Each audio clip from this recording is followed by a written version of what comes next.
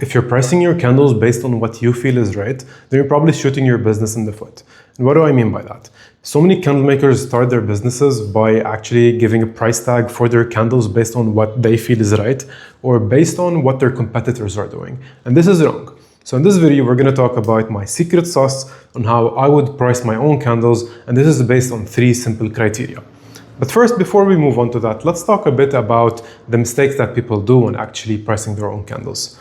Now, first thing that people do is that they tend to copy from other people, whether it was their own competitors, whether it was doing it through Etsy, through their own websites, or anything basically. But this is a very, very big mistake that you will be doing because you don't really know whether this business is actually successful, whoever you're copying this price from, and you don't know what their operational costs are, what their raw material cost is, what overhead costs do they have, and so on and so forth. So you can't just assume that you will be able to copy a price from a different brand and that you will be successful with it. Every different candle has to have its own price. And this goes back to all the costs that your candle incurs. And we will talk about this more later down the line in the video. Now, the next mistake that I see people doing is that they don't account for all their costs. So let's take this candle for example. Now, this one is a test candle that I did with a Stabilo 8 wick, which tunneled, which means it's not working. And then I tested another candle like this one with the Stabilo 16 and it worked just quite well. This was a coconut and soy blend. Anyways, so a candle like this, you would say the cost would be the wick, the wax, the fragrance, the jar, maybe a label, a warning sticker, and whatever. But this is not it. Because you have hidden costs, things like packaging, you have your own efforts, you have things like electricity, you have utility charges, you have rent. Even if you were living at home and you're doing a home business for candles, still you have to consider that you're paying rent. And this is because if you want to scale later down the line, you have to actually price things from the start to be correct.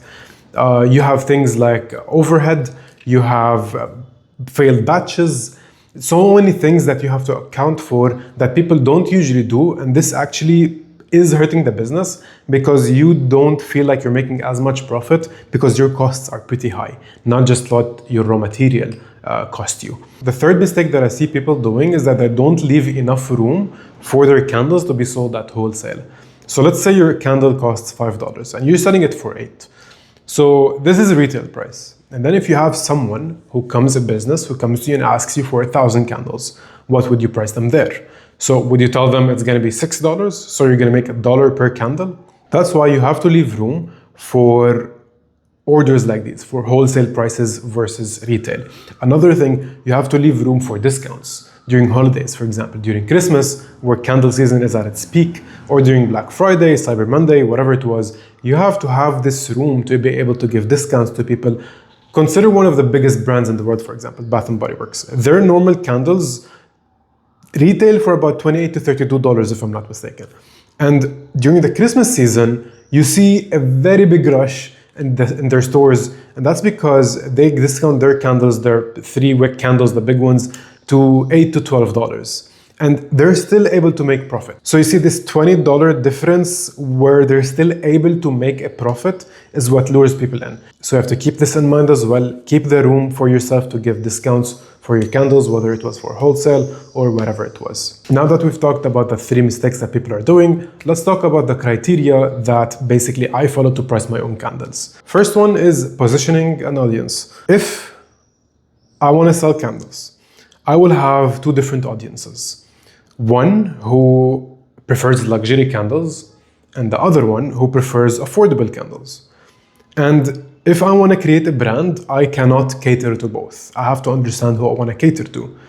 The cost, more or less, is going to be the same as far as the candle is concerned. I'm not talking about packaging.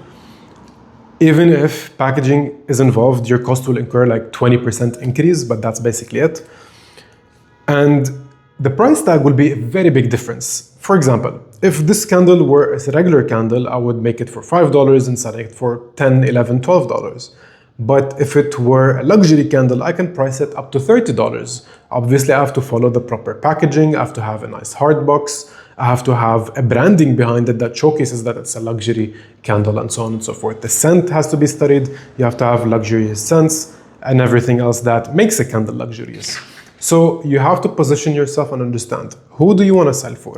Do you want to sell for the affordable category, or do you want to sell for the luxurious category? I would personally cater, and I've always done that, I would cater for the luxurious category, because one customer of this is equal to 3 customers of those. But this also depends on your brand, what you want to do, how you want to sell your own candles. And this is the first criteria that I would look at.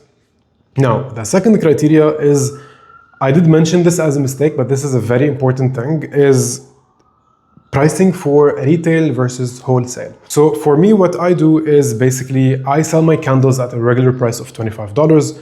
And then if I was getting bulk orders, which I do for businesses and agencies, I would decrease the price by 50 to 60%. But this is because they will be ordering at least 200 candles. So if I do the math, I will be getting a lot more profit from those 200, even though my price is low compared to me selling 1 or 2 different candles. So this is another thing that you have to keep in mind when you want to sell your candles. You have to give a proper price for retail and then another price for wholesale.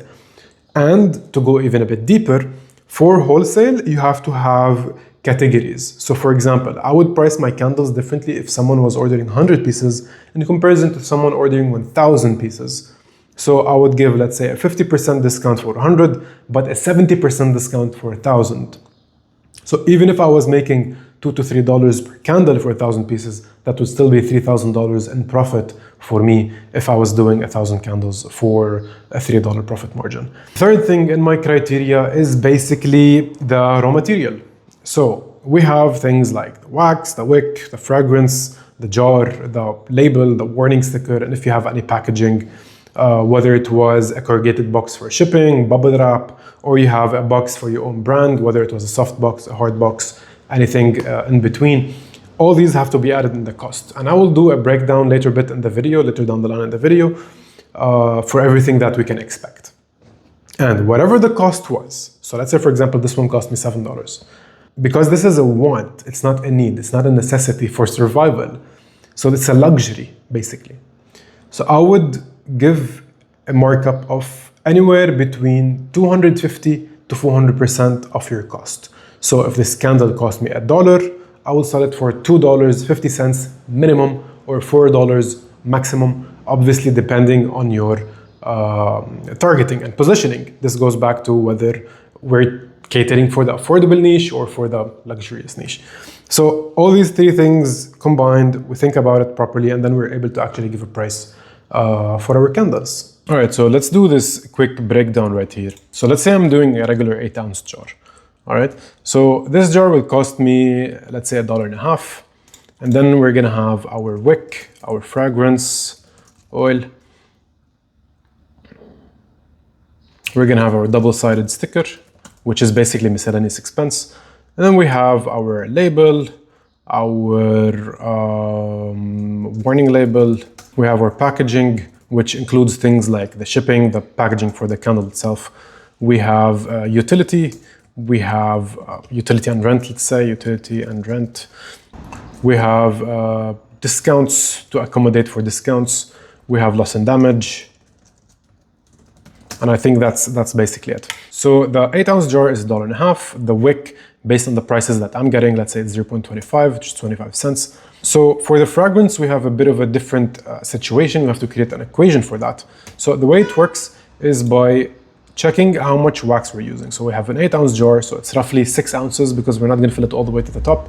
So that equates around 170 grams, all right?